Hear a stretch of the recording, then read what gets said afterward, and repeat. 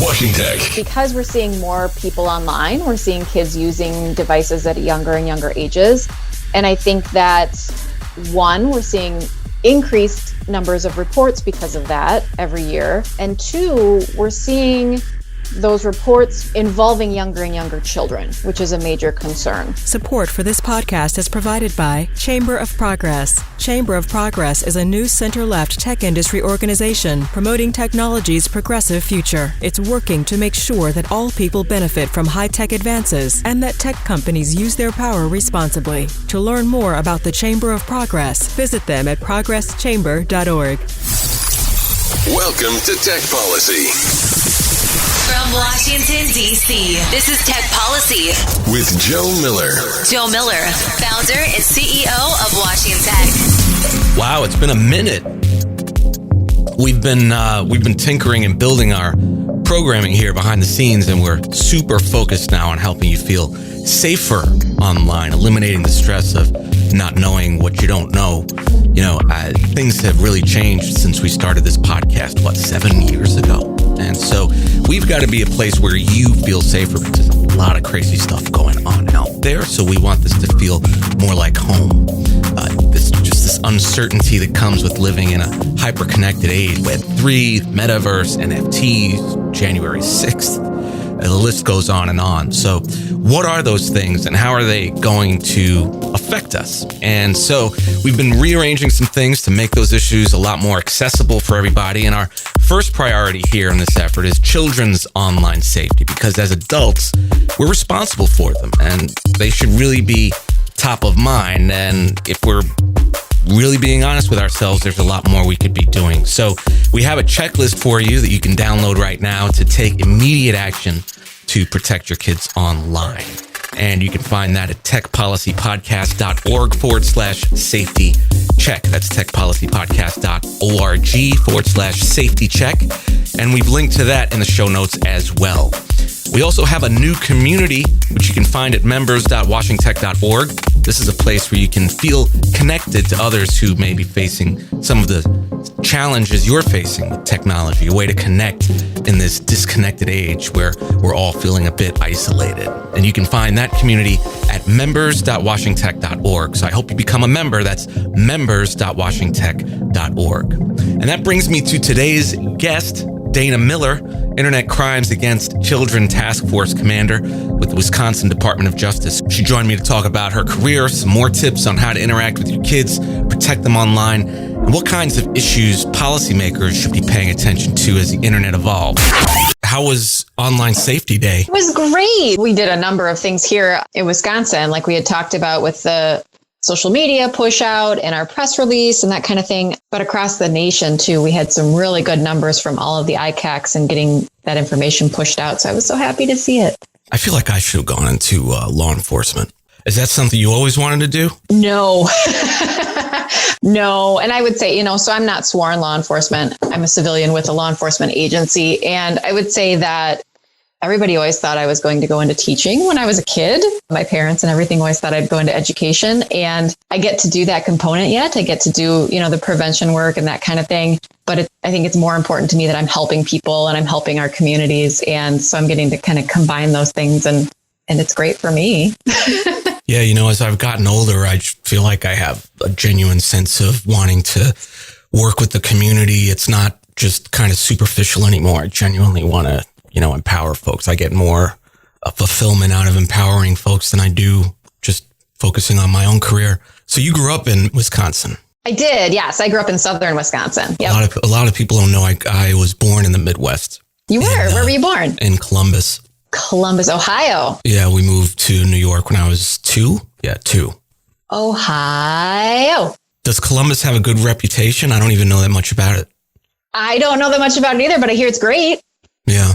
Well, we'll see. I visited a couple years back and I saw some historical sites, so that was pretty cool, but I've never actually been in the city. Anyway, so what led you to where you are today? Did you start in a teaching career, like you said, or, what was was there a light bulb that went off? Did you go to an event where you found out about your current role and decided to pursue it? Or was there an aha moment where you felt like you wanted to take your passion for education and teaching into a different context? I think that the timing just worked out and the opportunity presented itself at the right time for me. I often I do some mentoring and that kind of thing. And if I talk about it, I'll say that my path is very much like Candyland of how I got to where I am. And, I started out, I worked in assets protection, loss prevention kind of stuff, and then went back to school, started working with victims. And then I did get into teaching. Yes. And so I was teaching criminal justice classes and managing an undergraduate program at the same time, an online program. And so I was really kind of getting into working and living in the online world and also getting to do the educational piece. And then this position opened up and I was really interested in, like you were talking about, getting back out into the community and feeling like I was giving back and doing something a little bit more hands-on. And it's been just a fantastic fit for me to be able to continue to do those things, continue to work with the victims that I used to, continue to work with the students that I used to in education and coming into the field and that kind of thing, but also, getting to help kids and make the internet a safer place for them to be and a safer place for all of us to be, which obviously is a great end goal. I haven't worked with victims, but I've spoken with a lot of people who have. My wife used to work at the Manhattan DA's office and she handled a lot of those kinds of cases. So what was that like? And what is it still like working with victims? Probably not. I don't think it's the same. So I worked with a local nonprofit when I first started out and I was working with sexual assault victims and I was much younger. And so I worked with a lot of the child victims just because I was able to kind of relate on a little bit of a better stage, I guess, with them. But I did a lot of online safety talks too. And it was really rewarding to be able to help, to be able to provide helpful information, to watch people heal and recover. And I think a lot of that is still the same. And I think that what we're seeing is more of a focus on that recovery, a victim-centered approach to things, and recognizing that we have to really focus on their needs as we're responding in a law enforcement world. And so that's a really great perspective that is coming into play with our work every day now. That's a good transition because, this is a serious topic. So let's zero in here. Tell us about some of the statistics you're seeing, that you have seen, and tell us about what some of the trends are that you're continuing to look at now that you've always looked at. What's improved, what's gotten worse. What's your sense of the data landscape when it comes to kids' online safety? It's a lot of questions, Joe. So I am a stats nerd and I will warn you about that and I'll try to keep it light. But yeah, definitely. So in the world of ICAC and internet crimes against children, because we're seeing more people online, we're seeing kids using devices at younger and younger ages. And I think that one, we're seeing increased numbers of reports because of that every year. And two, we're seeing those reports involving younger and younger children, which is a major concern. So for us in Wisconsin, the number of cyber tips that we're getting in from the National Center for Missing and Exploited Children is increasing. In the last number of years, it's increasing over 30% each year. So that's a lot to increase every single year. As far as the actual concerns that I've got, my concerns always heavily lie on the sexting side of things and sharing nude images and oversharing and talking with people you don't know and sharing with those people you don't know and those types of things. So Thorn did a great survey that they just released about self-generated child sexual abuse material.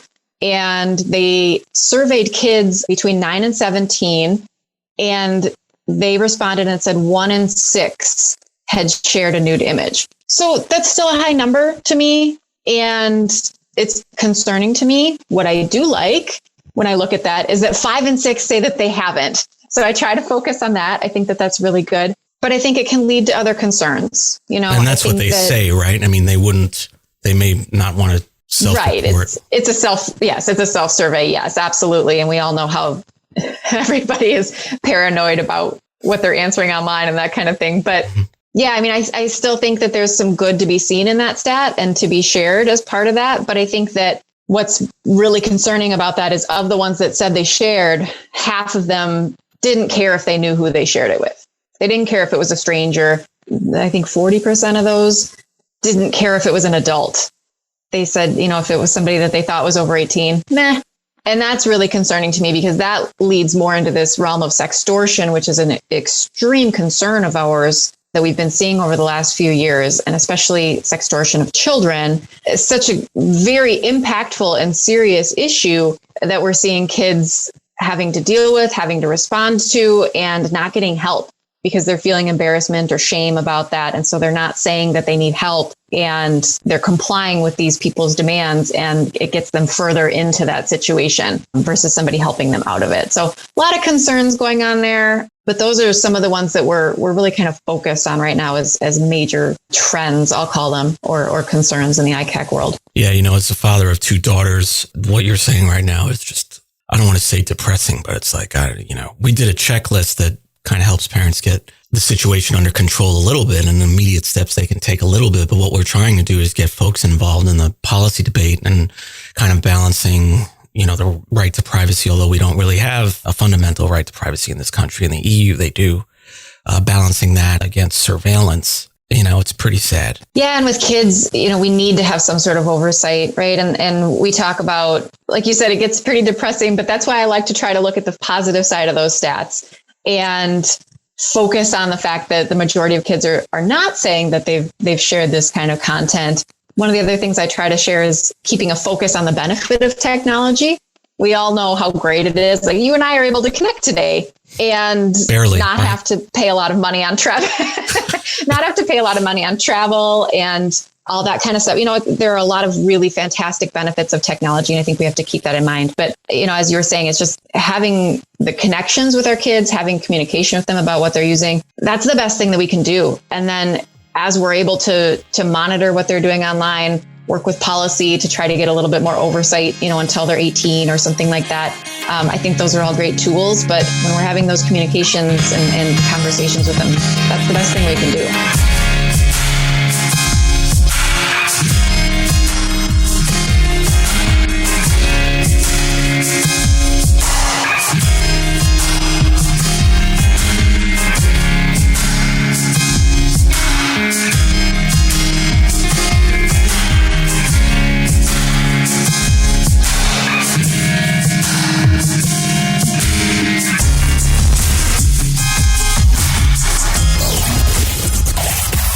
Policy is global policy. This is the Washing Tech Policy Podcast, serving the world. And so how do you process that? I think for a lot of us who work in these spaces where we're dealing with troubling things, dealing with human beings can get challenging, frankly, deal with some of those emotions. How do those come into play for you? Is it more of something you're conscious of? Is it more of a low grade thing that I think we're all experiencing with COVID? How do you process dealing with, other than focusing on the positive statistics? Do you practice self-care? And, what would you recommend for folks working in this space who are listening to this right now? It's a really, really great question. So I do try to do online safety as a part of what I do because it's important to me to focus on those positives. But wellness is a big part of what we focus on as well. In our department, we have a really great wellness policy, and we can reach out whenever we need to as well to folks dedicated to that realm for us and that understand that what we do. And that's a huge thing too, just to be able to check in and recognize the possible red flags that might pop up for you as part of this. And having those ongoing relationships helps you recognize those red flags for yourself, right? And when you need to maybe step back and go for a walk or get away from the screen or have a cup of coffee with a colleague and joke about something non-work related so that you can just kind of get this off your mind a little bit. But, they've done a lot of good work on studies and trying to figure out what those tools for folks are on this kind of thing. And like I said, it might be those things of just stepping away, getting your mind off of things. It might be, they've found that certain types of repetitive games can help kind of switch your brain's focus.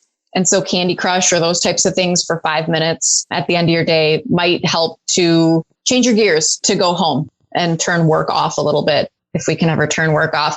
But they're suggesting a lot of tools like that are very minor things that we can add to our lives or our routines that can really help us to not bring this stuff home with us, to have it be a little bit less impactful as far as vicarious trauma, and to recognize if we are having those impacts so that we can take steps to recover ourselves, right? And keep helping people then in a healthy manner. One of the things I started recently the purpose of it was to generate more creativity, but it's actually had a tremendous therapeutic impact. Is every morning, I don't know if you've read The Artist's Way by Julia Cameron, fantastic book on opening your creativity. And she has this thing where these morning pages that you do. So every morning I get up and just like write whatever comes to mind for 3 pages straight and just write and write and write. And it's just been that's something I highly recommend. I wasn't aware of the video game aspect to this. I don't play any online. I mean, I just started recently doing Duolingo, which is a lot of fun. I'm learning Italian. Buongiorno. Oh, Si. Ciao. I have started to, and same thing. I'm trying to learn sign language. They don't have it on Duolingo, but I've been trying to work on that. But so you can do other things that are repetitive too. So during the pandemic, I started to learn to crochet, very repetitive movements. And if I do it for just a few minutes in the evening or that kind of thing, it's been really helpful for me. So it's just the same. It's getting your brain to focus on something else. Yeah, absolutely. And this applies whether you're working in the private sector or the public sector. The COVID thing has been a lot. Have you seen any changes? Were there any trends that have sort of peaked during COVID and then tapered off as we've moved out of kind of that intense lockdown? I don't know that we've gotten far enough out of it to see anything tapering off. We definitely saw an increase in reports. I don't know if it was because of the increased use or if it was just normal increased technology for folks, that kind of thing. We saw an increase in self-generated content, like the study that Thorne provided. And then I'm not going to come up with it, in the Internet Watch Foundation, I think the IWF, they came out with a study because they've got a smaller area to work with. And so they're able to kind of do a little bit quicker studies on what their reports were that were generated. But they had a significant increase in self-generated reports from kids. And so that was something that we definitely saw during that pandemic timeframe. I don't think there's necessarily any causation correlation sort of thing determined yet. And we in Wisconsin, anyway, I don't think we're far enough out of it to be able to see anything trending back down. We've seen a lot of schools continue the virtual or hybrid method, until somewhat fairly recently. So maybe in the next few months, we'll start to see some of those trends change again. Dana, I don't think if I saw my kids doing that, I don't think I would be able to contain my rage, the rage that would come. I don't know what would happen. So tell us about some of the wins of your office recently. I know you had the online safety events. Tell us about some more of the stuff that you all have been doing. Yeah. So Joe, I want to touch on your comment because I think that's really important though. I think it's a really natural reaction for us to want to get angry as a response to this sort of thing. And it's not just it would also be at my kids. Like, what do you? Yes. Yeah, absolutely. At making a mistake, at making a decision that we think is obvious, but they're just kind of finding themselves and testing the boundaries and figuring things out, which is all really normal.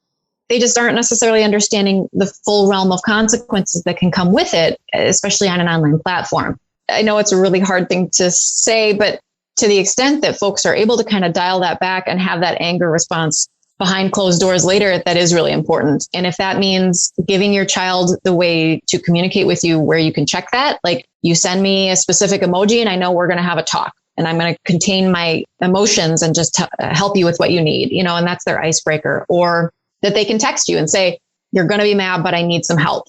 Whatever it is, give them a way that they can reach out and know that you will sit down and listen and respond and try to control those emotions for a later time. So I did want to mention that because I think it's really important. But as far as wins, yeah, I mean, like I said, even though we are seeing increased numbers of tips, we are still doing, really great work on responding to those and managing those in the state. Our arrest numbers are staying the same or higher, even though we've got a lot of reduced resources in law enforcement. We had obviously reduced opportunities for education and prevention during COVID, but we were still able to present educational material to over 10,000 people each of the last couple of years here. So we're finding new ways to provide that prevention programming to people on their own time so that they don't have to come to us. They don't have to find childcare. And those are all really big wins to be able to continue to combat this stuff and be innovative and creative and try to come up with ways to get that information out there and just start those discussions between parents and their kids. So what are you've had some great ideas today. I mean, taking the more gentle approach to, helping our kids navigate through these issues.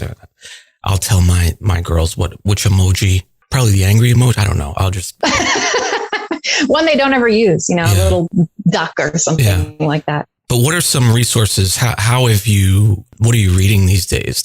Are there any books that you think folks should be reading to kind of the basic canon, I guess, for books that people should reading when it comes to online safety? Where have you gotten some of these ideas? I have resources, I guess I would recommend. And they are shorter than you're getting snippets of information, in shorter timeframes, which is good. But I think Thorn's got some really good stuff. And that's Thorn. Thorn.org. They also have the stopsextortion.com piece of that, but they've got really good stats on both sextortion and that self-generated content. commonsensemedia.org has really great resources for parents. And they've got a mailing list too that delivers that stuff right to your inbox, once a month or something like that, which is fantastic. You don't have to search it out. You can just glance through those newsletters when they come in. The Family Online Safety Institute, same thing. They've got a lot of really good resources and those newsletters too. And then we do. If you go to icac.widoj.gov,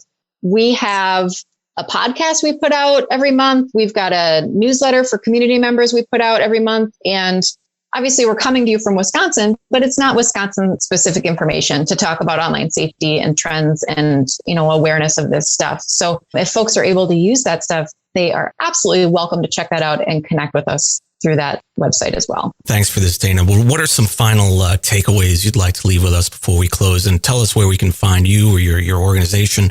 Tell us where we can find you online. Like we've talked about it, it's really easy to sit here and say that we should respond calmly. And it's really easy to say we need to have these conversations with our kids. I know that it takes time and I know it takes work, but if we can get in the habit of doing that stuff, it's really going to help in the long run. That's the most important tool that we can have in our toolbox for this subject is to have those open conversations with our kids about their online activities. It's an important part of what they are doing in their lives. In the same way that we would ask them how class was or school was, we need to be asking them about what they're doing online too. So the more you do it, the easier it will be. And, the more you can incorporate that, it can grow then with your child's usage and as they age. And as I mentioned, you can always connect with us, icac.widoj.gov. You can get to all of our programs and tools on there. You can send us questions or comments and connect with us on there and get to our social media from there as well. Awesome. And you've been listening to Dana Miller, Justice Program Supervisor at the Wisconsin Department of Justice. Dana, thanks for joining me. Thank you, Joe, very much. I appreciate it. Washington Tech.